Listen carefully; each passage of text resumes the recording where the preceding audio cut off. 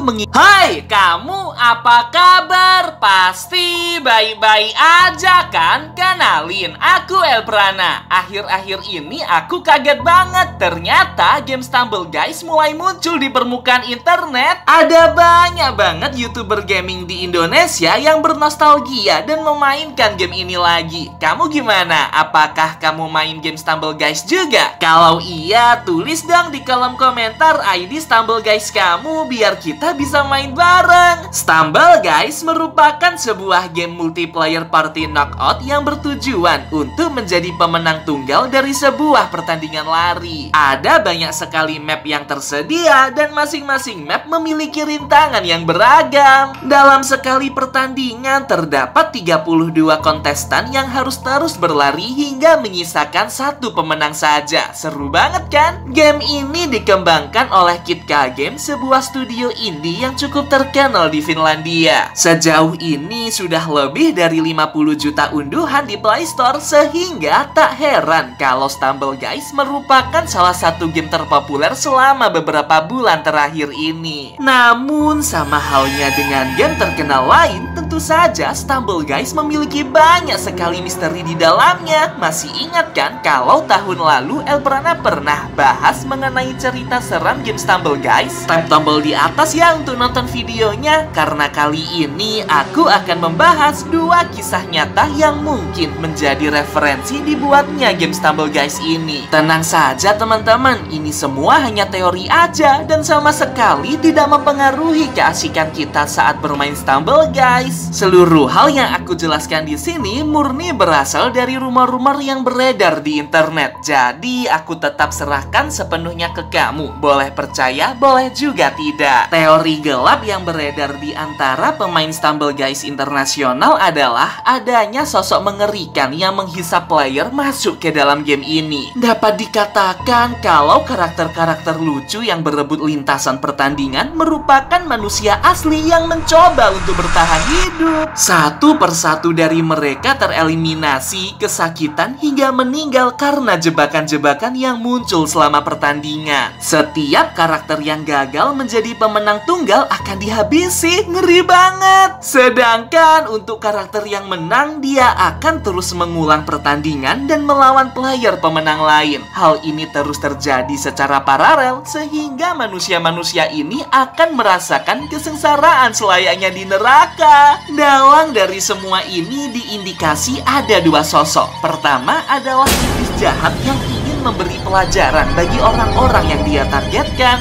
Dan yang kedua adalah sosok dengan kecerdasan luar biasa yang ingin bereksperimen dengan manusia. Bisa dikatakan itu adalah alien. Sampai sekarang belum ada bukti konkret apakah rumor ini benar. Namun yang pasti beberapa tahun yang lalu, tepatnya tahun 2012, ada sebuah kejadian yang sangat menghebohkan. Seorang produser asal Amerika Serikat mengaku pernah bertemu dengan makhluk asing di sebuah savana dekat Area 51, sebuah kawasan militer rahasia milik USA yang rumornya menjadi landasan bagi para makhluk luar angkasa. Area 51 ini sangat terkenal loh, ada banyak penampakannya juga. Setuju nggak kalau aku bahas mengenai penampakan yang ada di Area 51? Kalau setuju, yuk like video ini sekarang juga. Tembus 10.000 likes, Elprana janji akan membahas mengenai Area 51 ini. Produser tadi berkata seperti melihat kilauan cahaya, lalu pikirannya terbayang-bayang masa depan penuh dengan banyak korban jiwa. Mereka adalah para manusia yang dipaksa untuk terus berlari hingga ada satu orang yang menjadi pemenang. Sisanya banyak yang mati karena tergiling, terpotong, serta tertindih jebakan-jebakan mengerikan. Gila, ngeri banget. Kilasan masa depan yang tiba-tiba muncul ini digunakan oleh sang produser sebagai bahan untuk membuat sebuah film pendek. Tepat setahun setelahnya, tahun 2013, yang mana film itu berhasil mencuri perhatian publik karena konsepnya yang sangat menarik. Berjudul The Human Race alias pertandingan manusia. Para manusia-manusia ini dipaksa oleh sosok alien untuk mengikuti pertandingan lari. Siapapun yang kalah, mereka akan mati. Begitu juga dengan mereka yang berusaha keluar dari jalur pertandingan. Satu persatu kepala mereka akan diledakkan dan hal ini membuat panik orang-orang lainnya. mereka pun terpaksa mengikuti perintah para alien sebagai kelinci percobaan dalam pertandingan mematikan tersebut. Ya ampun, serem banget. Banyak yang percaya kalau konsep dari game Stumble Guys sangat mirip dengan penglihatan masa depan yang dialami oleh produser tadi. Karena karakter-karakter yang ada di dalam game seolah dipaksa untuk saling bersaing satu sama lain agar dapat menjadi pemenang. Begitu juga dengan lintasan penuh jebakan yang pasti akan menggugurkan mereka satu persatu. Para manusia-manusia ini terus berusaha sekuat tenaga agar tidak terbunuh selama pertandingan. Namun naas, sekalinya menang, mereka akan tetap dihadapkan dengan pertandingan mematikan yang lain. Astaga, ngeri banget. Aku jadi kasihan dengan setiap karakter yang ada di Stumble Guys. Walaupun ini hanya teori, tapi tetap saja rasanya sangat menyakitkan apabila melihat makhluk hidup dijadikan seperti kelinci percobaan. Selain kisah barusan, ada juga sebuah kisah kelam yang melatar belakangi konsep kompetisi lari rintangan seperti game Stumble Guys ini. Semua bermula di sebuah kawasan bernama Olympia pada tahun 776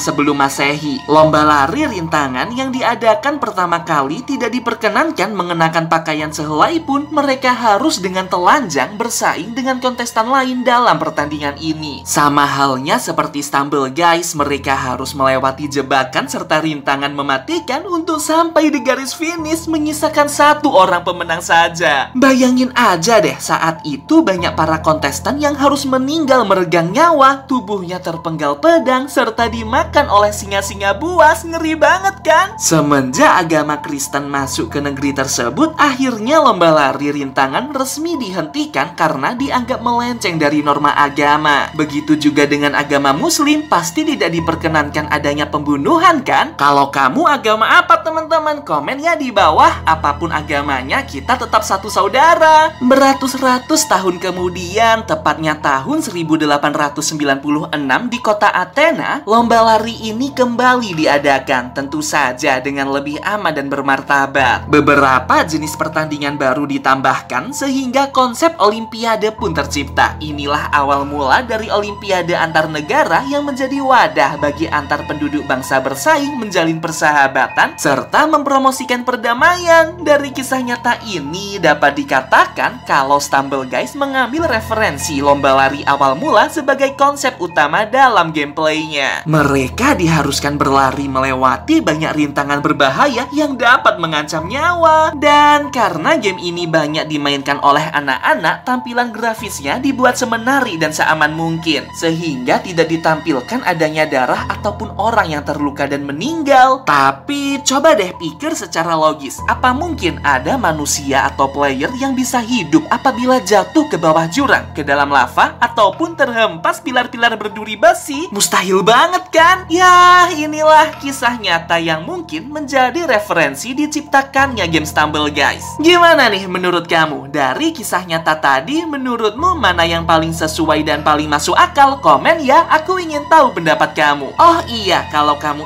ingin merekomendasikan topik untuk dibahas di video berikutnya, jangan sungkan buat kirim ke email aks.elprana@gmail.com. Aku tunggu ya rekomendasi dari kamu. Sampai jumpa.